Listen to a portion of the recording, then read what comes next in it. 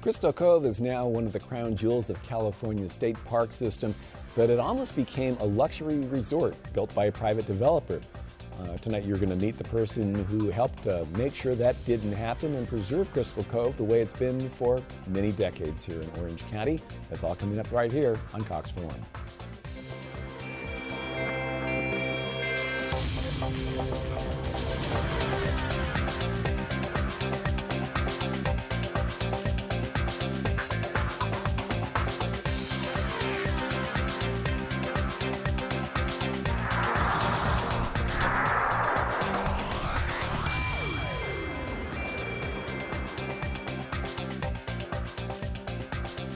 Indeed, we're talking about Crystal Cove. It's something that we all drive by when we go up and down the coast between Newport and Laguna.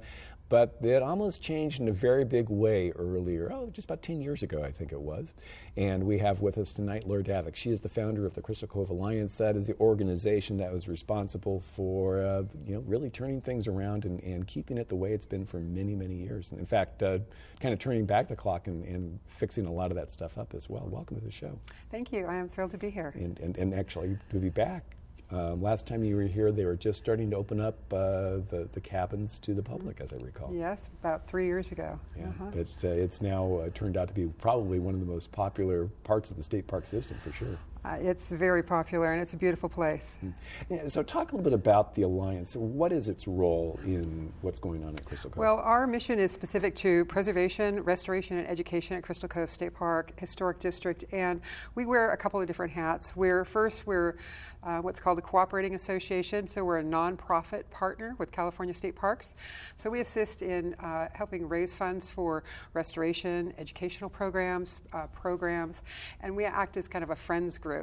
The other hat that we wear is we're also what's called a concessionaire in park language, and that means that we were awarded a 20-year contract to manage the overnight rentals as well as the food service. We have subbed out the food service to our great food partner, the Ruby's Restaurant Group, so they manage the Beachcomber, the Shake Shack, and all of the catering rights there. But the beauty of this is that this is really something quite unique. It's being looked at as a new model for the state park system, and right off the top of all revenue comes 12.1% that goes into a specific account that's just for Crystal Cove Historic District to help preserve it, and that's used for restoration and maintenance. You bring up an important point, because one of the things we've heard over and over again as the state budget debate continues in Sacramento is that the state parks are going to take a big hit in this budget. How is what you're doing going to play into how Crystal Cove will continue to operate? Well, I'm very concerned about what's going on with the state budget process right now. We have enormous problems facing California right now. But the way I understand it from the California State Parks Foundation is that $70 million is being cut from the state park budget. It's about half of the annual budget.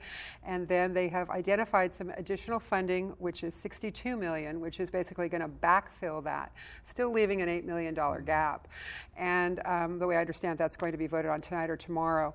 However, the original proposal included the closure of about 220 state parks out of the 278.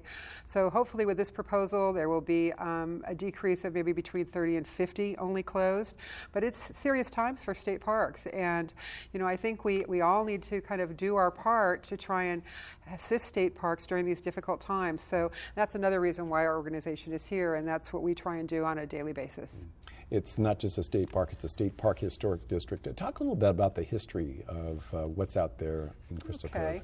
Well, the history of Crystal Cove, it's a colorful history. It started out as part of the Irvine Ranch originally, and film companies came down. They created these silent films and early black and white South Sea genre films. Some of the sets were later evolved into cottages. Squatters, they were actually squatters that built the cottages.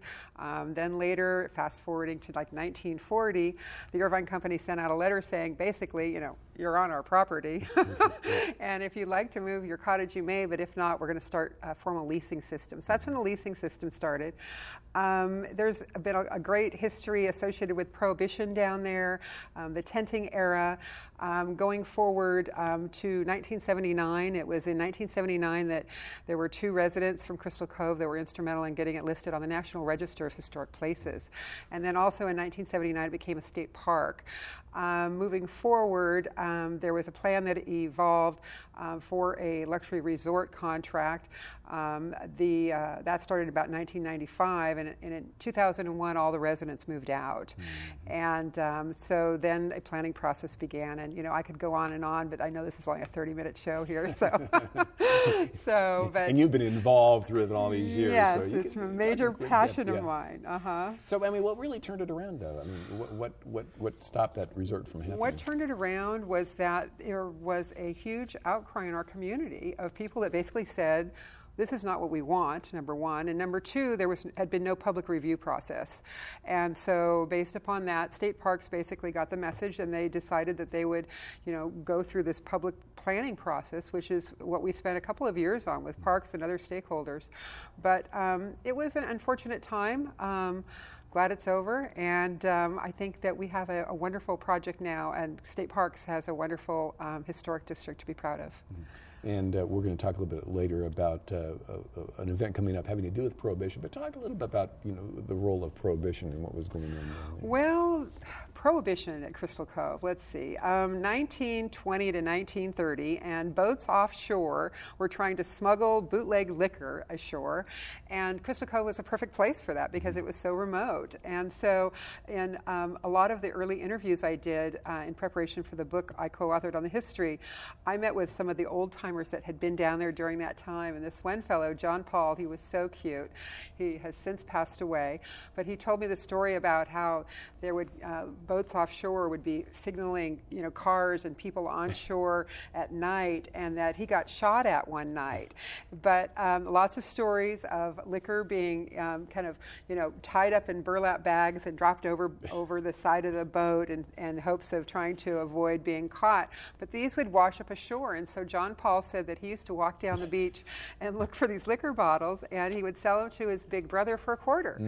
So it's been a colorful part of the coast history, and we're bringing that to life now. And we're going to be talking more about how that plays into an important fundraiser for you coming up a little bit later in the show. Okay, In great. the meantime, let's take a quick break, and then we'll be back, and we'll take a look at what the Alliance and the state are doing to try to preserve what is at the Cove now. Don't go away.